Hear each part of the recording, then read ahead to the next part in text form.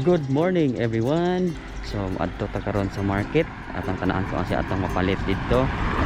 Katong bag-o pa lang diri sa ato ang channel.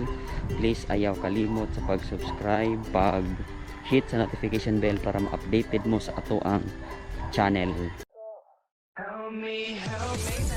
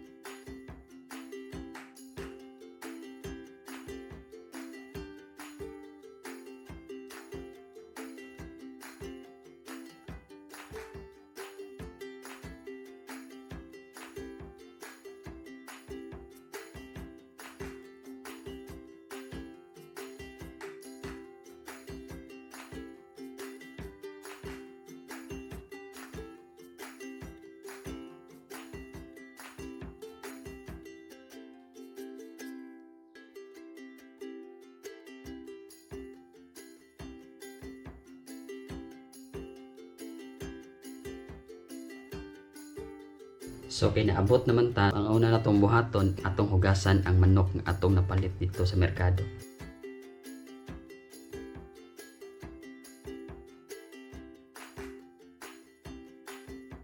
So mo na ang atong mga ingredients. So ang atong manok ato nang giso diri human ang tanig hugas ato na pong ibutang ang ato ang mga lamas. So una tang ibutang ang ato ang ahos, atong isunod ang ato ang bombay. Next, atong ibutang ang ato ang siling atsal. Then, atong isunod ang ato ang luya. Since kay humba man na siya nga style, so this one, I do not know kung unsay ngan ani niya. So, atong yapong ibutang kay ingredients na siya sa humba. Then, we also have kaning dahon nga laurel. Kaning usan just makapalami sa humba. Then, we also have the black beans. Then, atong isunod karon ang ato ang sibuyas dahunan. We need to add some patis. Then we also have to put some vinegar para aslom-aslom o gamay.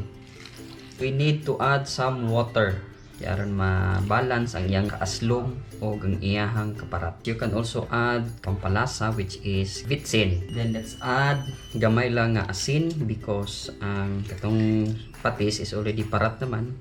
So para lang mugawas ang iyahang timpla. We are now going to cover this one. Then after covering, ato na ni siyang itak ang. So guys, mao na ni ang amo ang finished product.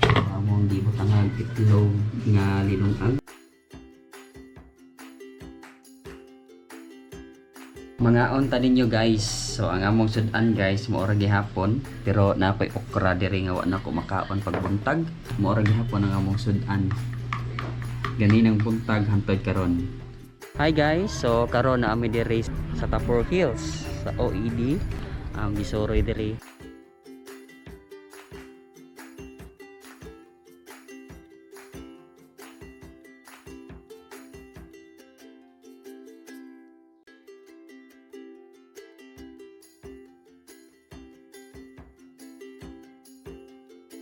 Nami karon diri sa soccer field sa Tabor, naglingkod-lingkod kuyog ang batang bugoy. Sa karon mingaw man diri na rin nagduwa diri bahaw-bahaw. Kanina rin siyang dinuwa.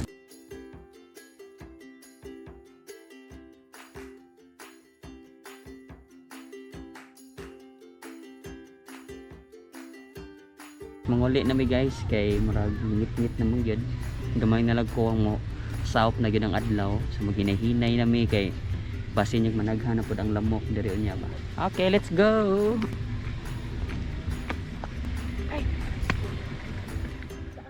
So guys, naabot kami sa balay. Ang among batang bugoy, dili na siya mulakaw, kaya magsakay na lang siyang bike. So guys, mao to ang kinatibukan nga activities na to karong adlaw. So hopefully nga nag-enjoy mo. Please support my channel, my Facebook page, Bisaya channel, aron managhan ang ato ang mga viewers, followers sa ato ang community. Padayon ta sa atong pagpaningkamot sa matag adlaw. Hangtod sa sunod na pod nga higayon. Daghang salamat.